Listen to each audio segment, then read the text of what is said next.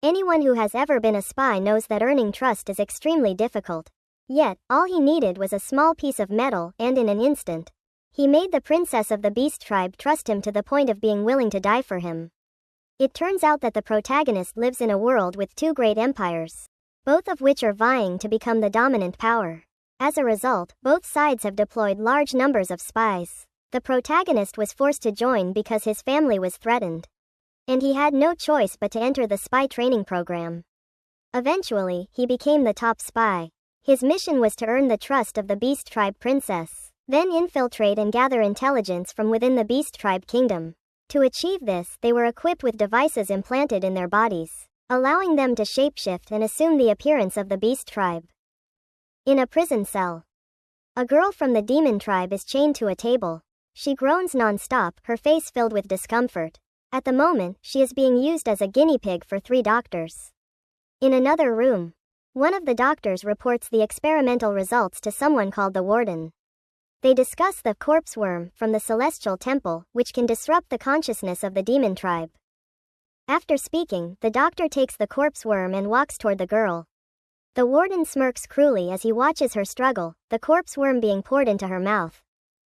Once the process is complete, her pupils dilate, her body convulses violently, and she continuously screams. After a while, she quiets down. The doctor reports to the warden that it seems the worm has had an effect. The warden tells him to listen to what the girl says. The doctor unlocks her mouth and leans in close to listen. Suddenly, her expression changes and she opens her mouth wide, biting into the doctor's throat. The others quickly rush to control the situation, but in the end, the doctor dies before he can even react. She smirks at the warden with a provocative look. Seeing his plan fail, the warden switches to plan B outside the prison. A transport vehicle carrying prisoners is heading toward the alert zone. Inside the vehicle are our protagonist and several other criminals. One of them, with skin as red as smoked beef, asks the protagonist what kind of demon tribe he belongs to, telling him to return to his true form because his human appearance makes him sick. The protagonist remains silent, which infuriates the red-skinned man, who finds the demon tribe disgusting. The other demon tribe members find this unreasonable but follow along with him. One of them, still in human form, quietly transforms back into his true pig form. The red-skinned man, feeling empowered by having an ally, presses his smug face into the protagonist and insults him, calling him a thief. The situation escalates when the man spits directly onto the protagonist's shoe. The protagonist's lip twitches, and he retorts, saying that no matter how much the red-skinned man despises the demon tribe, he's just like him now. They're both prisoners of humans. Furious, the red-skinned man lunges at the protagonist, but suddenly, there's a loud crash, and the prison transport vehicle speeds back toward the prison. The scene shifts to a concentration camp for the demon race on the prison island of the Tianwo Kingdom. The vehicle stops in front of the head warden, whose name is Zhao Xin. He shouts, ordering all prisoners to get off the vehicle. The protagonist, handcuffed, steps out into the rain, looking more intimidating than a gourd. The warden wonders why there are only 9 prisoners in line when the list shows 10. A soldier enters the vehicle to check and finds one more prisoner, unconscious on a tree branch, having been knocked out by a punch from the protagonist, one as powerful as the fist of a beggar's father. The warden, his face as black as coal, asks the remaining 9 prisoners who did it. The demon prisoner, glaring nervously at others, quickly denies it and points to the protagonist, saying the kid at the back did it. Hearing this, the warden sneers and walks over to the protagonist. He asks the protagonist's name, to which the protagonist responds, Lalan. The warden mutters to himself, thinking the name sounds effeminate. He then asks the protagonist if he knows the punishment for hitting another prisoner. The protagonist explains that he was only defending himself, but receives a punch to the stomach from the warden. The warden declares that once inside the camp, no one can argue with him, he's number 1 here. The protagonist shifts back to his true form and hisses at him. But immediately a gun is pointed at his head. Though not weak, the protagonist feels helpless in that moment. The warden uses this to assert his dominance over the other demon prisoners, who fall silent, afraid to speak up. He reads the protagonist's sentence aloud. Lalan, convicted of theft within the Tianwo Kingdom's territory, sentenced to life imprisonment. During imprisonment, For assaulting another prisoner, an additional 7-day confinement sentence is imposed. Immediate enforcement. The other prisoners are then escorted to different cells. As the vehicle departs, the protagonist silently thinks that there's no turning back now. After the other prisoners have left, the head warden calls the protagonist out of the line, as he will be placed in a special cell. The warden's smile is filled with malicious intent.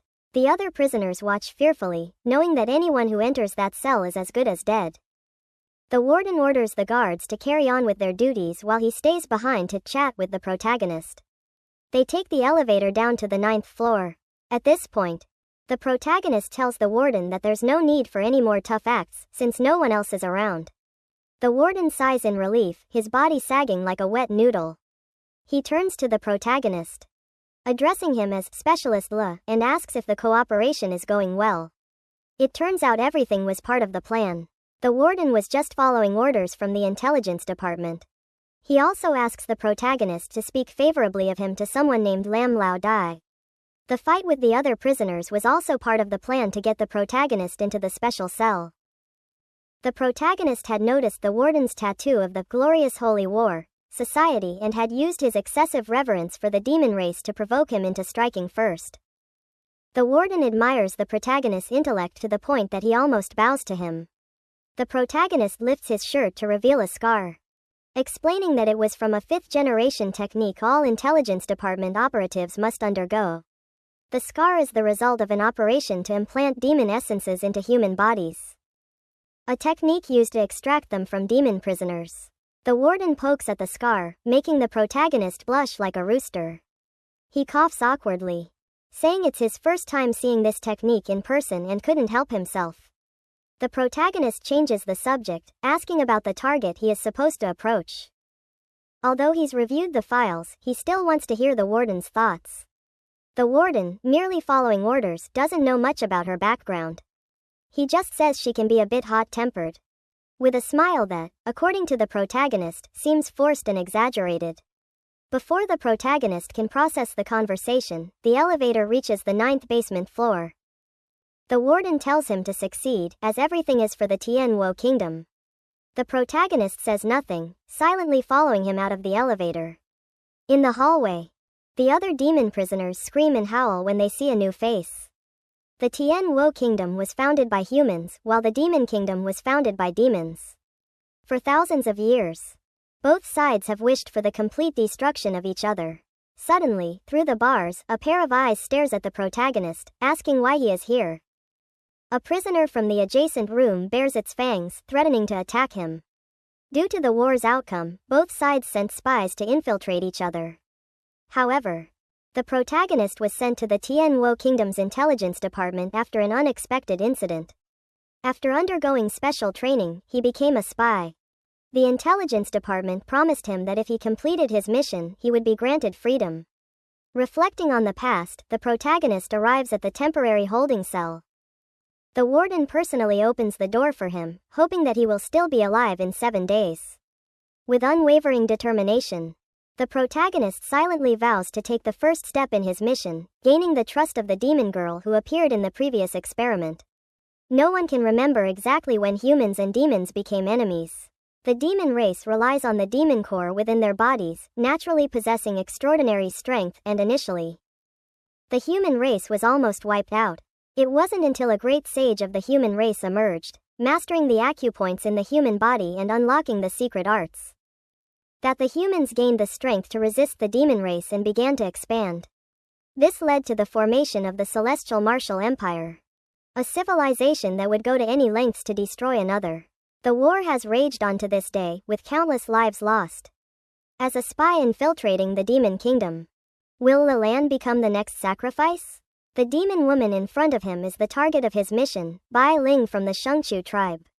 She seems fragile and weak, but the protagonist knows she is very dangerous. Lilan recalls when he was given the mission. The mysterious figure handed him the information about his target, and his task was to gain the demon girl's trust, which would allow him to infiltrate the inner circle of the demon race. 3 months ago, she infiltrated the empire and assassinated a diplomatic official of the Martial Empire.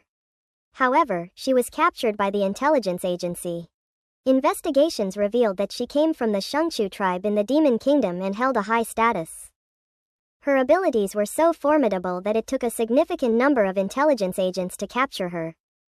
The mysterious figure warned Leland that this demon was an ill-level threat and instructed him not to underestimate her. Everything would be arranged by him, and Leland just had to follow the plan, as it was all for the future of the human race. However, Leland didn't care about that, he was only focused on himself.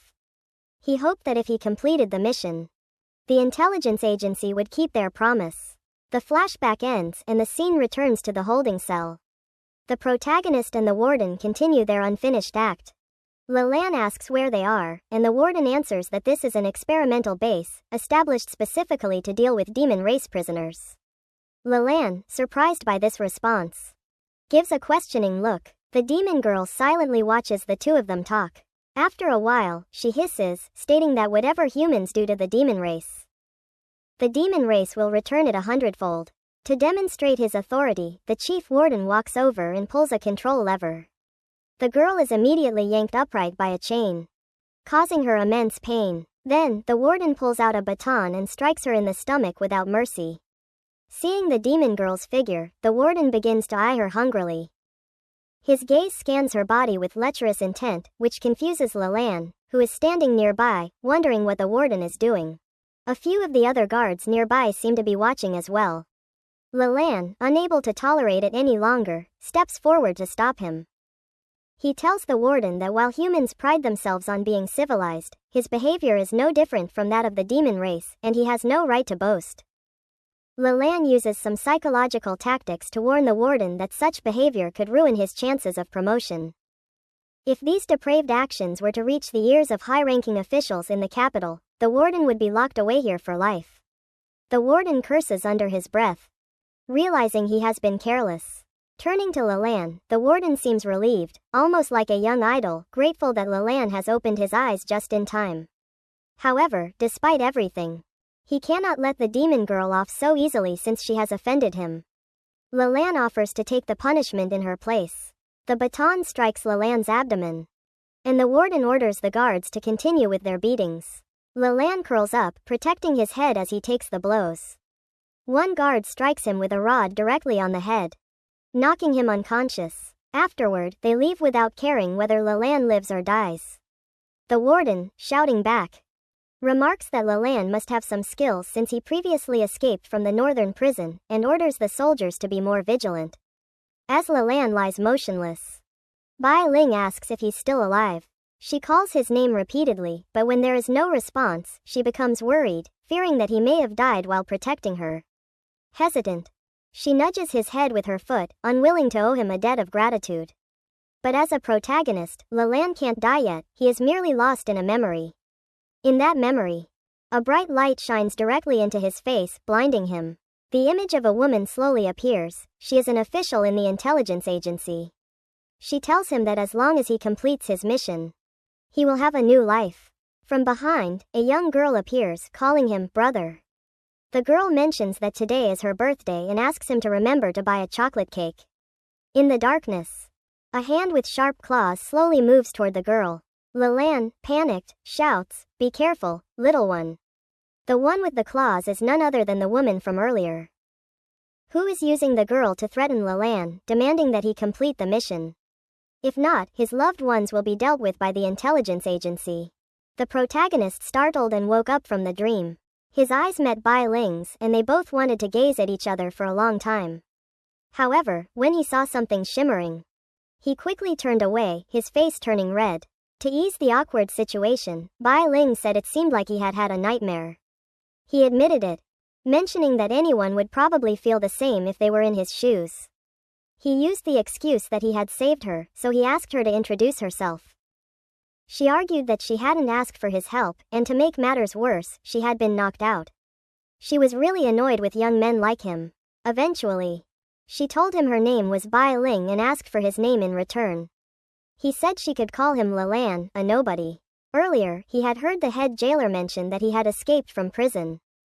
So Bai Ling asked him to confirm it. The protagonist played along, casually acknowledging it. Bai Ling was shocked because the 6th Island prison was heavily guarded. And she had no idea how he managed to escape. He suspected she might be setting him up to report back to the jailer, but she scolded him, saying she was Hanon, a warrior of the Qingchu clan, and couldn't be compared to humans. She threatened to hit him. With a look of disbelief, Leland scoffed, wondering how someone like her could claim to be a warrior. Bai Ling grew more and more irritated but couldn't do anything. Leland, realizing it was pointless to tease her further, stopped. He bluntly stated that, since they were a man and a woman, he was concerned that they might try to use her to seduce him. Bai Ling immediately denied it, explaining that to humans, their kind was like animals, and being locked up together didn't mean anything. She then probed, asking if the 6th Island prison wasn't like that. Leland responded that it was, but there was no one as beautiful as her. Satisfied that there was nothing to worry about, he decided to show her how to break the lock. Under her amazed gaze, as if she were seeing an idol, his handcuffs fell off. Though she had been paying close attention, she still couldn't figure out how he did it. These handcuffs were designed to deal with the demon race, and even the power of a demon's core couldn't break them. Of course, Leland didn't use a demon core, he used a small metal tool to pick the lock. This tool was something he invented, and it could also be used to clean ears. Bai Ling still seemed skeptical, but according to Leland, the higher the technology, the easier it was to break. And the same applied to the 6th Island prison's locks.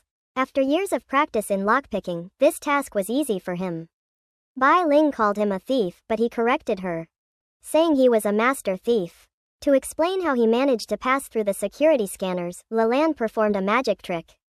He quickly flicked the metal tool into her hair, which allowed him to pass through the scanner undetected. Guards still had to go through the scanners, so to be extra careful, Leland hid the tool on the head jailer. Bai Ling narrowed her eyes and asked what he planned to do next, and Leland answered, "Of course, leave this hellish place." She asked him if he had a way to leave this place. He smiled and confirmed, "If you can escape from the 6th Island prison, then what's this place?" He didn't want to remain here as a test subject. Even if he had to die, he wanted to die trying to escape. The protagonist had a plan but still needed a strong ally. No need to look far, Bai Ling was the perfect person for the job. Seeing that he still didn't trust her, she once again mentioned her title as Hanon of the Qingchu clan to intimidate him. Leland thought to himself, "I already know her abilities, and I know that unlocking her cuffs means releasing a monster. She might kill me as soon as she's freed. But because of the mission, I have no other choice." The scene shifted to the head jailer's room, where he was speaking to his superior, assuring them that the task would be completed. After the call, he hung up and muttered to himself, "Specialist Le, we need to cooperate very well." Back in the prison room, Bai Ling's cuffs were finally removed. Leland was stunned, his eyes wide in shock, as he saw her true form. Her pupils were a bright yellow, her ears pointed, and several tails appeared behind her. The protagonist felt even more intimidated than what was written in the files. The pressure was almost as intense as that of the wicked woman at the Secret Service office. As he looked at the demoness before him, his heart sank. Despite the Secret Service's preparations, one thing couldn't be controlled: the true nature of this demoness. Although Bai Ling was one of the easiest demon races to gain trust from, her strength was not to be underestimated. However, the protagonist couldn't afford to fail, because if he did, the Secret Service wouldn't forgive him. He recalled every threatening word from that wicked woman. The plan couldn't go off track. Everything had to stay under control. While he was lost in thought, Bai Ling suddenly lunged and pinned him to the ground. She demanded to know who he was, which clan he belonged to, and how he was able to open the locks so expertly. Leland, in his half-human, half-beast form, rapped like Eminem, "I'm from the western Liu Liu Lang tribe, and I learned lockpicking from a craftsman in the immortal Martial Kingdom. Unfortunately, that craftsman died early, so I had to survive by pickpocketing in the immortal Martial Kingdom." Bai Ling, still holding him down, repeated her question, "You're not lying to me, are you?" She pressed her body close to his, feeling her heart race faster and faster. But suddenly, she changed the subject to her desire for revenge, which was aimed at the chief jailer for attempting to assault her. Leland immediately stopped her, arguing that the most important thing now was to escape. "A gentleman takes his revenge after 10 years, he said. It sounded reasonable, so Bok Lin reluctantly agreed. She then asked him about the plan to break out of prison. However, this plan required the chief jailer's involvement. Leland pointed out a few small pipes, explaining that the prison had pipes leading to the outside world. His plan was to use these to escape. Bok Lin was skeptical when she saw how tiny the pipe was, but on the way here, the main character had noticed much larger pipes. If they could get the layout of the pipes, they would be able to escape, and that layout was most likely stored in the chief jailer's room. The task now was to sneak into the room and threaten him to get the blueprint. Leland was worried that she wouldn't be able to handle him alone, but Bok Lin sneered, claiming she could easily deal with that lowlife. As for how to get close to him, she would use her intelligence network to lure him in. After discussing the plan, Leland tried to lock her up, but she resisted fiercely and refused. The main character had to beg her several times before she finally agreed to put her hands back in the cuffs. Seeing everything go according to plan, the young man looked pleased. He followed through with their plan, cranking the volume to the maximum to attract the guard's attention.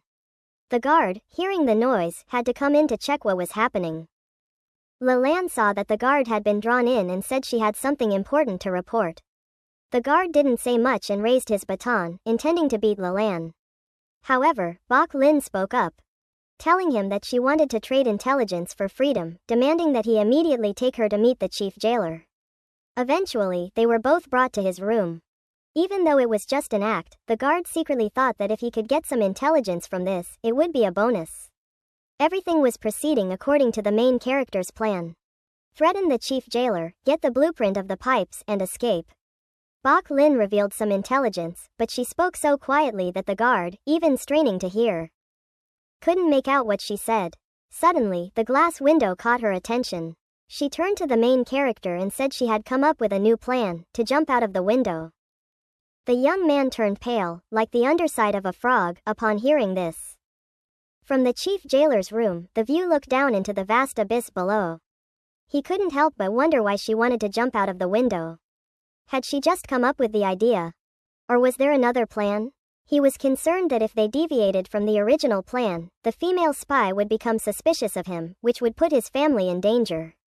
Below, the prison yard was filled with jagged rocks, and the height was over 1,000 meters. Jumping from there would likely turn her into a heap of broken bones. Leland quietly asked Bok Lin why she had suddenly changed the plan. She casually replied that jumping out of the window would be faster. But he still thought this method was too dangerous. The likelihood of jumping from here and ending up as a shattered mess was too high. Bok Lin told him to trust her, but with her unconvincing demeanor, it was hard for him to do so. Unable to persuade him, she decided to escape on her own, leaving the main character to figure out another way later. But the handsome guy wasn't stupid. If Leland did that, she would be considered an accomplice and would surely be sentenced to death. So, the only option now was to follow Bok Lin's plan. The two continued whispering to each other, which irritated the chief jailer. He warned them not to try anything foolish, saying the consequences would be dire if they caused trouble. He especially added, think about your families. Don't you want to survive and return? The main character felt as though those words were actually a message from the woman, conveyed through the chief jailer. His fists clenched. Trembling uncontrollably, Bok Lin noticed his actions but said nothing. Once again, the chief jailer urged her to reveal the intelligence. If the information was valuable, he would grant them their freedom. 4 soldiers, fully armed, stood behind them, always prepared for action. Bok Lin glanced at them before slowly stepping forward. She told the chief jailer that she would only share the intelligence with him and asked if he wanted to come over or if she should approach him. The chief jailer found this intriguing and decided to move closer. As he walked over, he mentally reviewed the plan he had made with Leland, but suddenly, something felt off. What if? When he got closer to the female demon, she decided to kill him. From her expression, he could tell she was itching to rip his head off. The chief jailer, nervous, glanced at the special agent, who was desperately signaling him. The chief jailer stopped and didn't take another step. Bok Lin noticed this and sarcastically said, "Scared now, huh? Go ahead, speak up." But he simply laughed loudly. Despite having locked her up for so long and failing to extract any information from her, she was suddenly acting differently. It had to mean something was off. He retorted, "Do you really think I'll believe that nonsense? Though he was around 60 or 70, he was still sharp and quick-witted. Both Lelan and Bok Lin were taken aback when he exposed their plan. The main character, especially, was now filled with confusion, unable to understand why the chief jailer wasn't following his plan. He had wanted to stick to the original plan. But the jailer mistakenly thought the idol wanted to jump out of the window. Without hesitation, he openly revealed the plan to steal the pipe blueprint, the one stored in his safe. Although the main character's plan had been exposed, Bok Lin remained unfazed. She pointed out that he had made 2 fatal mistakes, which left both him and Lelan confused. The chief jailer was puzzled. How could she possibly obtain the blueprint when she was handcuffed? Could she have unlocked the cuffs? At that moment, he suddenly realized that Lelan was an expert at escaping. When he saw the cuffs fall off, he was struck with fear, as though possessed. Bok Lin then lunged at him, ready to attack. The jailer, however, was skilled enough to retreat and avoid the blow. He pretended to be surprised when he realized her cuffs had been unlocked. The two prepared to fight, but the main character stood frozen. Unable to comprehend how everything had gone wrong, the chief jailer asked Lelan if she knew how to unlock the cuffs, but he knew it didn't matter. With that, he pulled a walkie-talkie from his pocket, ordering an immediate raid team to his room while simultaneously activating a level of lockdown. He thought to himself, as long as I block all possible escape routes in this desperate situation, the demoness will have no choice but to jump out of the window. The man wanted to expedite the process, so he ordered his soldiers to aim their guns at the two of them. Bok Lin and Lan did not expect to encounter such a reckless individual. The enemy's firepower was overwhelming, and Bok Lin rushed to protect him. Miraculously, her tails, which had only a small amount of fur, managed to withstand the barrage of gunfire from the guards. She covered her head and prepared to leap out of the window to escape. At this point, there was no better option. Lan thought to himself, does this jailer want to harm me? If they survived this, she would deal with him later. But once a chase begins, it must be pursued to the end. The man gathered his energy in his palm and manifested a golden spear. Bok Lin didn't expect him to have reached the level of using condensed energy to create physical objects. This must be the third-tier materialization stage. The man didn't argue. Instead, he explained that opening 206 acupoints in the body was all that was needed to achieve this. The protagonist asked Bok Lin if they could defeat him. But she realized that fighting would only slow their escape. She decided to rush toward the window. As they charged toward it, just as expected, the jailer thought he only needed to complete one final step. Believing this, he charged at the two fleeing figures with his spear. The spear flew swiftly, separating the protagonist from the female demon. He swung the spear again, knocking the protagonist down. The protagonist cried out for help, but Bok Lin turned away, seemingly indifferent. The protagonist thought, could she really want to abandon me? With a single strike, the Chinese-made glass window shattered into pieces. The jailer saw that the female demon no longer seemed concerned about Lan and intended to impale him. But unexpectedly, one of her tails threw him aside. Another tail wrapped around the young man's leg and lifted him high into the air. Bok Lin, emotionless, looked down at the ocean below. Lan, who had been considering another plan, was suddenly dragged down with her. She leapt from a height of 1,000 meters, carrying the protagonist with her. Terrified, he could only scream, "Ah, ah, ah." The jailer watched them fall and said, "Special Envoy, don't blame me. I was just following orders." He recalled his conversation with his superior, who had ordered him to severely injure Lan in order to completely eliminate any suspicion from the enemy. He apologized to his idol once more and threw his spear at the protagonist. This was also part of the plan. While fleeing, they were ambushed and couldn't avoid the attack in time. The spear pierced straight through the protagonist's stomach, then transformed into golden energy and returned to the jailer's hand. However, he couldn't be blamed, he was merely following orders. Lan fell into Bok Lin's arms, and she promised not to let him die. Her tail formed a spherical shield to protect them both as they fell into the sea. As expected, the jailer reported the escape and ordered a search for the fugitives. After some time, there was no sign of them, and the soldiers assumed they wouldn't be able to catch them. Or perhaps the two had already perished. One soldier, smoking a cigarette, noticed something emerging from the sea. He ordered his comrades to shine a spotlight, but they only saw a blue ball of fluff rising. Before they could identify it, Bok Lin unfurled her tail. In her hand was the unconscious protagonist, now resting on a branch. The soldiers fired in unison, but their bullets were like mosquito bites against stainless steel to her. With a few swift tail movements, all the soldiers were incapacitated. Bok Lin's steps left a trail of blood wherever she went. A terrified man begged her not to kill him. She asked if he knew how to operate a ship, and he replied that he did. Pleading for her to spare his life, Bok Lin ordered him to head toward the Sea of the Demon Tribe but to maintain contact with headquarters to avoid suspicion. The bald man, still optimistic, promised to behave. It was then that she set Leland down. Seeing his face still pale, she reassured him, "We're safe now." She then instructed the man to bring the first aid kit from the ship. Everyone had their tasks. He would pilot the ship while she tended to the main character's wounds. After struggling for a while, she finally managed to stop the bleeding. Bok Lin sat quietly, observing his injuries. The main character, in a delirious state, remembered his younger siblings. A little girl approached, pouting at her brother for not buying her a pinwheel. Leland suddenly remembered that tomorrow was the little girl's birthday, and he would buy her a cake then. The girl said she wanted lots of chocolate, and the siblings were happy again, as though there had never been a separation. But suddenly, the little girl mentioned his mission.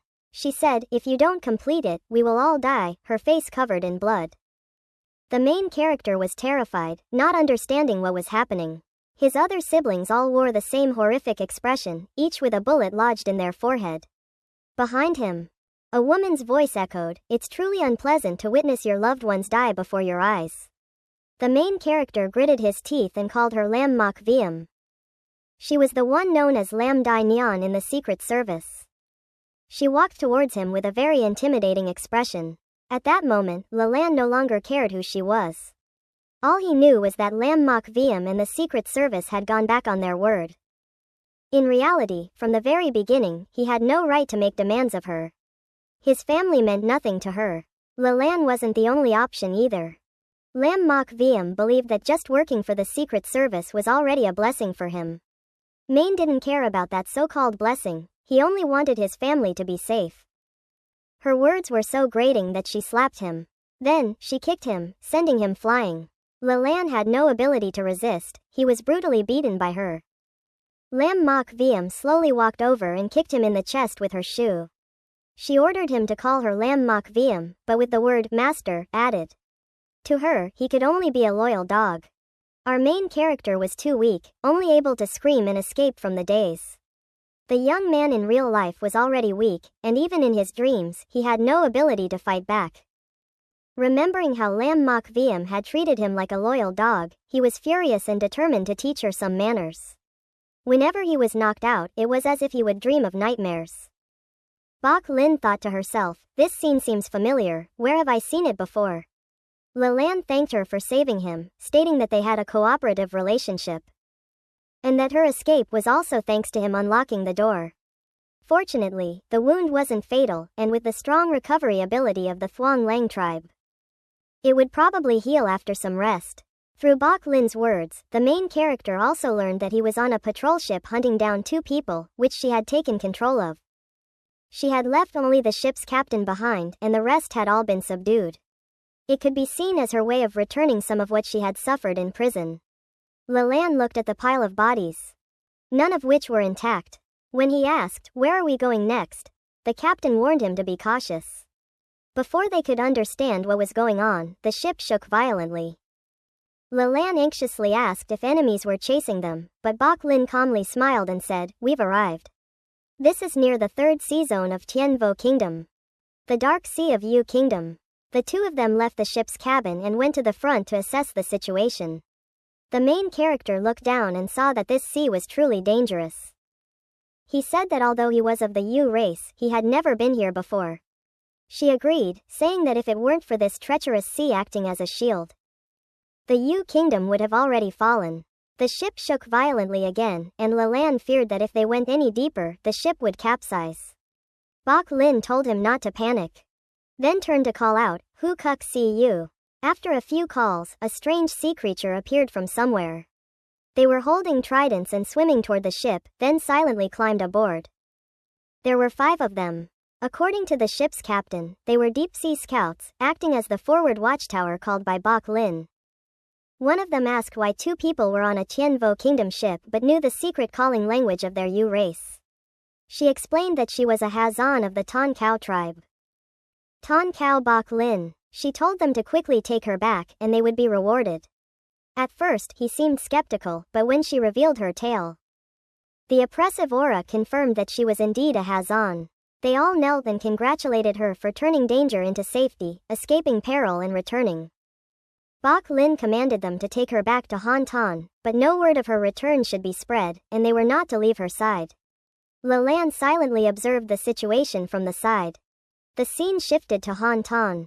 A man was reporting to the master about the fact that the 3rd young miss had entered the city.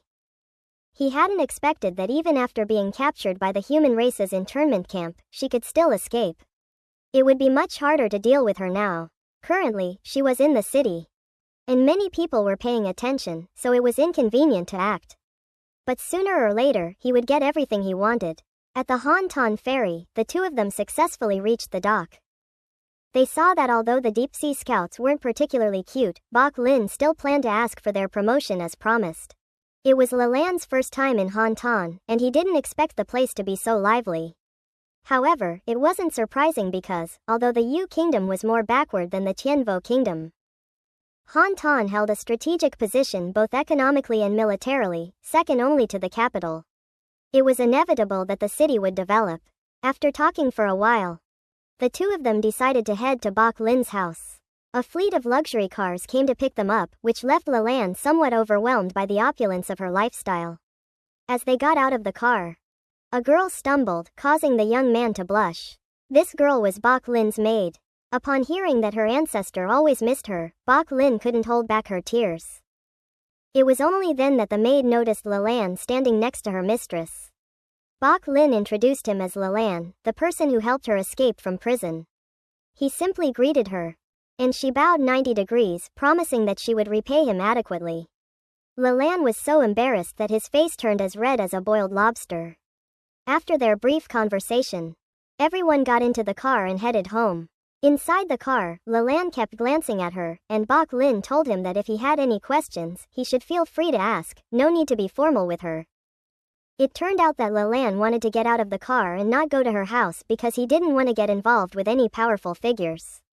She didn't understand why, after saving her, he didn't want her gratitude. This reward could very well change his fate. When he expressed curiosity about her background, she began to explain. This place was originally not called Hanon but was known as Ton Cao, the sacred city of the Yu Fox tribe. Her ancestors were the rulers of this city, the 9-tailed Fox King. And it was only later that it was renamed Hanon. Fearing that her family's power would grow too strong, the Yu King always sought ways to suppress them. Nevertheless, Ton Cao remained the leader of the 4 major clans. After hearing about Bok Lin's background, Leland wanted even less to get involved with her family. Not wanting to be dragged into the power struggles, the good intentions of this young lady were repeatedly rejected by him, leaving her frustrated and sad, so she stopped talking. When she saw that he didn't even want to accept money to live on, Bok Lin got angry and stopped talking to him altogether. For the rest of the trip to Ton Cao Manor, neither of them spoke. When they arrived and saw her return, the servants were delighted and rushed to announce the news. But just as they were rejoicing, things took a turn. The gatekeeper, who was running to report to the ancestor, ran into Lim, the elderly steward of the manor. He ordered the gatekeeper to kneel and punished him with 60 lashes on the hands for making noise in the manor. Bok Lin tried to use her position to intercede and pardon the unlucky young man. But it was to no avail. Even though the steward referred to her as Miss, he showed no respect for her at all. From Leland's perspective, this steward's boldness and lack of fear meant that he likely had someone powerful backing him. The steward insisted that the authority to punish the servants belonged to him. And if Bok Lin wanted to intervene, she would have to speak to the head of the family. This was the rule. When Bok Lin threatened him using the ancestor's name, the steward remained unyielding, continuing to use the family head as a shield to protect himself. Bok Lin clenched her fists. Despite being the young mistress, Even the steward dared to be rude to her without any consequences because of the head of the family's influence. She was truly frustrated. Leland then asked him, "Are you Lim, the steward?" Suddenly, Leland kicked him squarely in the jaw. Everyone present was stunned and speechless, completely taken aback by his unexpected action. Leland put on a cool expression and said, "I've been tolerating you for long enough." The steward had no idea where this young man came from, daring to land a kick to his face, which wasn't particularly handsome. Leland said, "You don't even follow the rules, yet you expect others to follow them? You argue with the young mistress, and your face is as smug as a grilled rice cracker. Are you implying that the young mistress is not the master here, or that you've risen above the family head?" The steward was furious, but what could he say? He could only ask Leland where he was from. When he found out that Leland was the one who helped Bok Lin escape from prison, he was even more furious. Finally, the steward reluctantly pardoned the gatekeeper, bowing and telling her to go see the ancestor. Before leaving, Leland and the steward exchanged a look full of tension, signaling that this wouldn't be the last of their confrontations. The scene shifted to the ancestor's room. The elderly woman was anxiously waiting for her granddaughter's return, occasionally asking the servants nearby if Bok Lin had arrived yet. Just as she was getting impatient, another maid rushed in excitedly, announcing, "Ancestor, ancestor. The young mistress has arrived." The elderly woman stood up, her eyes wide with anticipation as she looked toward the door. After days of separation, the two were finally reunited. And Bok Lin couldn't help but be moved. The elder embraced her granddaughter and, noticing that she had lost weight, asked with concern about her days in the Tianvo Kingdom's prison. But since she had safely returned, the elder didn't ask further questions. At that moment, the elder noticed that there was also a young man standing beside her granddaughter. Bok Lin introduced Leland to the elder, saying, "This is Leland, the one who helped me escape." The elder smiled and asked him to tell her how they managed to escape. The scene shifts to the butler, Lim, who enters the master's room to report the situation. "Master, the young lady has returned, and she brought an outsider with her. His name is Leland, and he claims to be the benefactor who helped the young lady escape from prison." The person seated in the room, writing calligraphy, paused and replied, "I see. This person is the clan leader of the Qingchu clan in Gaola." He stated that he wouldn't meet with Bok Lin and that the main character should receive the usual reward. At that moment, Leland had just finished explaining the situation to the ancestor.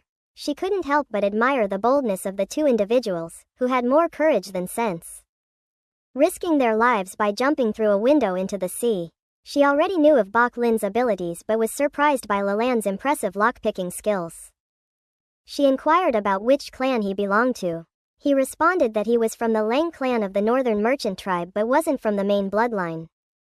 The ancestor appeared frail but was carefully probing Leland's background with each question. He had to cooperate, weaving a story to avoid raising suspicion. He explained that when he was young, his region suffered from droughts, poor harvests, and forest fires. To survive, his clan sought refuge in the Xianwu kingdom, where he learned the art of unlocking and turned to stealing. However, as is often the case with such lifestyles, he eventually got caught, ended up in the Lukdao prison, escaped, and was later imprisoned again with Bok Lin.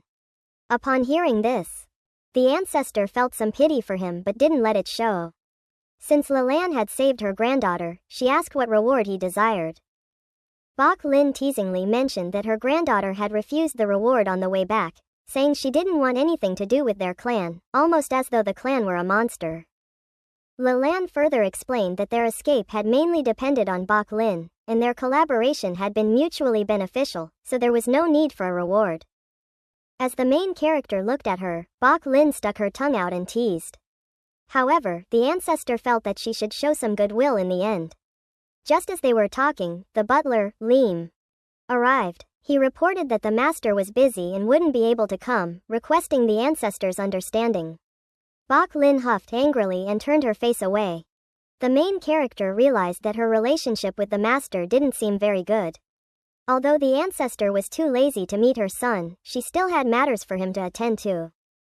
She introduced Leland to the butler, but to her surprise, they had already met before Bok Lin and her group arrived. After realizing that the two had already exchanged pleasantries, the ancestor got straight to the point. She wanted to know how the master intended to reward Lelan. He had passed on word to make the main character the captain of the Fire God Street Patrol, a position not too high, but not too low either, which seemed quite fitting for him. Upon hearing the name, Fire God Street, Bok Lin felt uneasy. It was an area no one managed, a place full of both good and bad elements, and the previous captain had mysteriously died.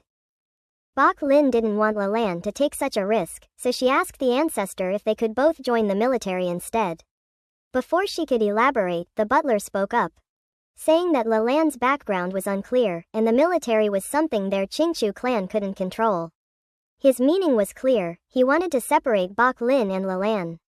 Sensing the tension, the main character intervened, insisting that he didn't want the reward and wasn't suited for the captain position. Bok Lin, frustrated by his repeated rejections of her well-meaning offers, listened as he explained that since he had just arrived and didn't know the area well, he couldn't assume the role of patrol captain. The ancestor, hearing this, agreed and gently patted her granddaughter's head to comfort her. She explained to Lelan that she didn't have many friends, and since she truly considered him a friend, she acted in this way. Bok Lin turned her head and said, "Who considers him a friend?" with a melancholic expression. The ancestor didn't press the matter further, telling Lelan to stay in the mansion for the time being. As night fell, the scene shifted to Lelan's room. He dismissed the two maids, telling them they needn't attend to him while he bathed and changed clothes. If the ancestor inquired, they should simply say he had sent them away. The maids, seeing the young man's firm resolve, bowed and left. Lelan peeked through the door to watch them leave before undressing and heading to the bath. As he soaked in the tub, he reflected deeply, reminding himself to stay vigilant at all times. Suddenly, there was a knock at the door. "Lelan, are you asleep?" The main character rose from the water, wondering who could be visiting at this late hour. He recognized the voice and asked who it was. It was Jai Nu, Bok Lin's maid. She said she needed to speak with him. He asked her to wait a moment, then, after changing into his clothes, he opened the door and asked what she wanted. She said she wished to come in and talk, so Lelan invited her in. As he turned around, he found himself face to face with her chest. The inexperienced young man blushed but still didn't quite understand her intentions. Jai Nu confessed that from the moment she first saw him, she had been captivated by him, and if he wished, she would spend the night with him. Without hesitation, she began to undo her buttons. The main character remained composed, gently grabbing her hand and telling her that, regardless of her intentions, she shouldn't proceed with this. She replied that it was her choice and asked if she wasn't attractive enough. Lelan wasn't shy about acknowledging her boldness, saying that she had no reservations because she didn't believe in love. The main character walked towards the door and opened it, firmly ushering her out. Jai Nu, feeling humiliated, quickly buttoned her clothes back up and left in frustration. After she left, Lelan slammed the door shut. He wasn't sure if Bok Lin or the ancestor had sent her to test him, but he knew that the paths of humans and demons were different. He wouldn't make such a foolish mistake. Meanwhile, Jai Nu hid around a corner, realizing that the main character wasn't interested in her appearance. This made him seem trustworthy in her eyes. She also noted the disdain Lelan had shown her. After feeling embarrassed, Jai Nu huffed and walked away. Meanwhile, the main character sat on his bed, circulating his energy. Suddenly, his eyes shot open in surprise. The demonic energy within him merged with the power of his acupuncture points. It seemed that the blow from the head jailer had helped him unlock a hidden seal. Now, he could access the power of Xianwu in his demonized state. His self-defense abilities had improved significantly. It was a stroke of luck amidst the misfortune. Lelan opened the window and gazed at the stars, thinking of his family back in the Xianwu kingdom. The next morning, still feeling the after-effects of his energy circulation, Bok Lin knocked on his door to wake him. She said she would take him out for a walk. Lelan, feigning laziness and claiming he needed rest due to his injuries, was dragged out by Bok Lin, who insisted on taking him with her. She led him to a fancy restaurant in the city. Although it was just breakfast, it was a far cry from prison food. Bok Lin said it was their first meal in their new life. They raised their glasses to celebrate. She thanked Lelan, not for saving her in prison, but for the kick she had delivered to the butler the previous day. That kick had truly helped her release her pent-up anger. She praised Leland for being as calm as a melon with his face full of excitement. Leland shrugged, saying he only kicked the butler because he found him irritating. He also asked why someone like the butler could control someone like Bok Lin, despite being just a servant. Bok Lin sighed in frustration and didn't answer his question, instead urging him to eat. While they were eating, the waiter brought more food and politely offered Leland a warm cup of coffee. When he opened it, the main character's face turned pale. Inside the cup was the symbol of the intelligence agency's eye. Bok Lin asked if he was alright. He said his hand was just shaking a little and then asked the waiter where the restroom was. The waiter smiled politely and offered to show him the way. At the restroom, the waiter bowed and told him that the second stall from the inside was available. "It's a pleasure to meet you. Special Envoy." Leland didn't respond but walked inside. The waiter stood by the door, placing a "restroom under maintenance" sign and watching carefully to prevent any demons from entering. Leland stood in front of the restroom door, unsure of what would be inside, perhaps a contact. He decided to open the door, and inside was an empty room. His attention immediately landed on a phone. Sure enough, it rang just a second later. Leland picked up the phone, and on the other end was none other than the cruel woman, Lam Mok Wiem. She congratulated him on his success, saying he had truly lived up to being the hunting dog personally selected by her. The main character didn't understand the meaning behind her congratulations. Was she congratulating him for almost dying while escaping from prison? Lam Mok Wiem laughed loudly, explaining that it was all part of the plan. In order to gain trust, sometimes risking one's life was a necessary step. Leland performed excellently. It seemed the female demon trusted him completely. From now on, he didn't need to do anything. He just had to live in Hanon like a true demon and rise to the top. He had to climb to a high position within the demon tribe and get to its heart. Only then would Lam Mok Wiem begin to use him. Leland froze for 5 seconds, then realized that if he didn't complete his mission, he wouldn't be able to return. Lam Mok Wiem didn't care. This wasn't a negotiation, but an order. She then hung up, leaving the young man standing in the restroom, holding on to his anger. On his way back to where Bok Lin was waiting, he asked how many people in Hanon were like him. The other person didn't know, but according to Lam Mok Wiem, their powers were also meant for him to use. If he needed anything, he should just come here to eat. Leland acknowledged and returned to the table with Bok Lin. The young man casually ran his fingers through his hair, making her feel embarrassed, her face turning bright red. Though he didn't want to, he had no choice. If he wanted to rise quickly, sacrifices were inevitable. Leland asked Bok Lin to take him for a walk around Hanon. They left the restaurant and strolled along the street. She asked where they were going or if they were just wandering aimlessly. In the end, Leland wanted to go to Fire God Street.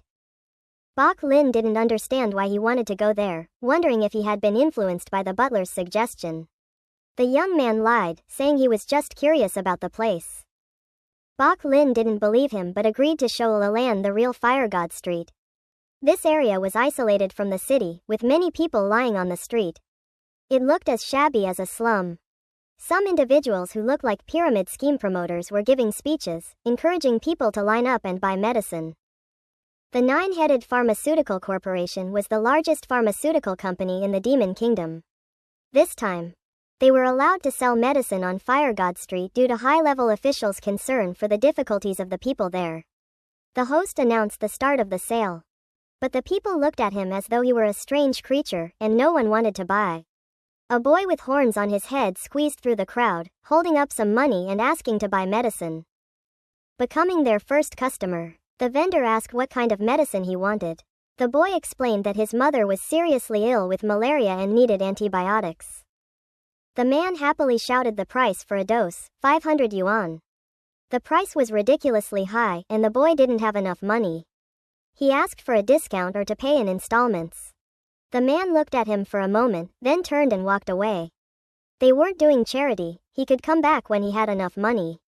But without the medicine, the boy's mother would die. He pleaded helplessly, but the man still didn't change his mind. To him, people died every day, and the boy's mother wasn't special.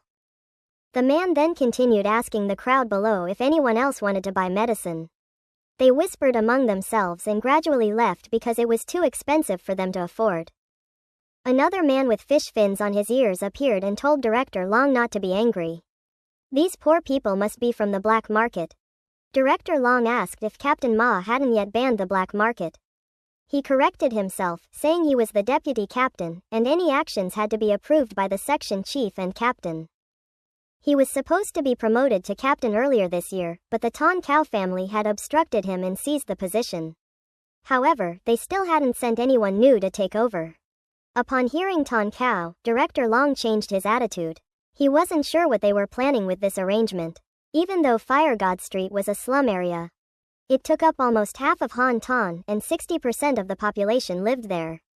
The forces within were very complicated, and things that couldn't be done outside were often not restricted here. The illegal profits were enormous, which was also why the pharmaceutical company wanted to expand into this area. With 60% of the population, several million demon citizens. If they controlled the medical resources here, they would control the power that came with it. But the people selling medicine on Fire God Street weren't easy to deal with. Director Long seemed eager to make a deal with Deputy Captain Ma. The three brothers of Deputy Captain Ma had always wanted a share of the pharmaceutical business. So Director Long used this as a bargaining chip. However, Fire God Street must not have any counterfeit pills. Smelling the potential, Deputy Captain Ma immediately agreed. The scene shifted back to the poor boy. A young man was waiting for him and asked if he needed medicine. The boy had just left the opening of the pharmacy, but their medicine was too expensive. If he bought it, his family would only survive on dirt for the next half year. The man asked if the boy had heard of counterfeit medicine. The boy innocently didn't know what that was. The man sneered, calling him a child for not even knowing about counterfeit medicine while living on Fire God Street. He explained that counterfeit medicine was fake but worked just like the real thing, and it was much cheaper. Hearing this, the boy took out his money and said he needed antibiotics for malaria. The man took the money, counted it for a moment, then noticed it was a little short. The boy knelt down and begged, explaining that his mother really needed this medicine to survive. After thinking for a moment, the man agreed to sell it to him for the money he had. But the boy also had to help him pack the medicine. He needed a pharmacist to help him. The boy was confused and didn't understand what was happening. Back to the main character and Bok Lin, they finally arrived at Fire God Street. Seeing a man following a woman, Leland immediately sensed his bad intentions. Just as expected, he rushed up and snatched the woman's handbag. The two watched the thief run by but didn't stop him. The woman, frantic from being robbed, called for help. She saw two police officers standing nearby smoking, and she rushed over to ask for help. One of the officers said they knew and told her to go to the patrol station to file a report and make a statement. She tried to argue, saying the thief had run right past them. But they didn't catch him immediately and were now asking her to do administrative procedures. The officers said they were following protocol and assured her that the result would be reported to her. If she didn't go, she would be arrested for obstructing law enforcement. The woman, scared, didn't say anything more and reluctantly walked away. Leland and Bok Lin looked at the woman, who seemed as unfortunate as a character from a tragic story. This trip truly broadened Leland's horizons. The boy became an assistant to the man, selling counterfeit medicine on his behalf. Today, he had secured 8 orders, and it seemed he would soon be able to pay for his mother's medicine. The man who had just made a deal with him got into a car. They purchased the medicine to gather evidence and report it to the team leader for arrests. Meanwhile, the boy remained unaware of the plan and continued selling the medicine. The main character and Bok Lin also encountered the boy on the street. Lan had seen street vendors selling vegetables but had never seen anyone selling medicine on the street before. He jokingly asked, "Isn't that fake medicine?" The boy, as innocent as could be, responded in the same manner as the man who had hired him before. Bok Lin noticed that counterfeit drugs on Fire God Street were indeed widespread. Fire God Street had millions of households, and countless medicines were needed each year. However, this area was a mix of good and bad, and no legitimate pharmacies dared to open a store there. But this year, a pharmaceutical corporation had set its sights on this lucrative market. With such vast profit potential, everyone wanted a piece, including her own family. Han Ton was founded by her ancestors, and the Ton Cao family naturally managed everything. Bok Lin told Leland that if he came, he would be representing the Ton Cao family. While contemplating her offer, a car suddenly screeched to a halt in front of them. The car door opened and numerous police officers rushed out. They immediately began beating the boy mercilessly. According to Bok Lin, they were the patrol team of Fire God Street. Leland couldn't help but comment that the patrol team was even more brutal than the guards in the Xianwu kingdom. Just then, their leader arrived. The man who had been dealing medicine with the boy stepped forward, nervously opening the car door to greet Deputy Captain Ma. In fact, Ma Thien Ba was only the vice captain of Fire God Street's patrol division. This entire operation was part of a scheme orchestrated by the bald man. He was pleased with the outcome but reminded his subordinates to address him as vice captain. Tian Tu, who had two-parted hair, was a member of the 1st Division of Fire God Street's patrol. In his eyes, Ma Thien Ba was the real captain, and anyone else who came to claim that position was disposable. The flattery made Ma Thien Ba smile widely.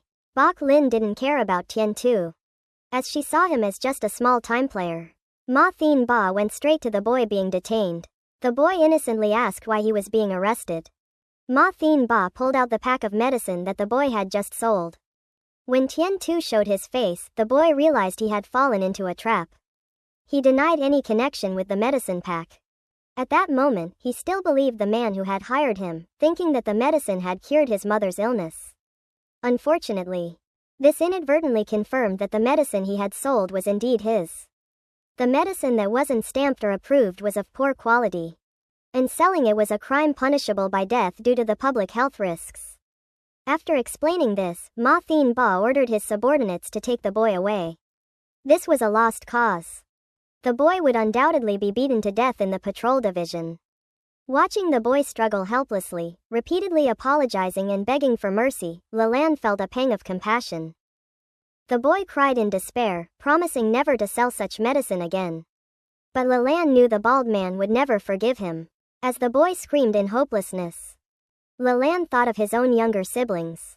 To Bok Lin's surprise, he stepped forward and blocked Ma Thien Ba's path. With a polite smile, he asked, "Is the promise from before still valid?"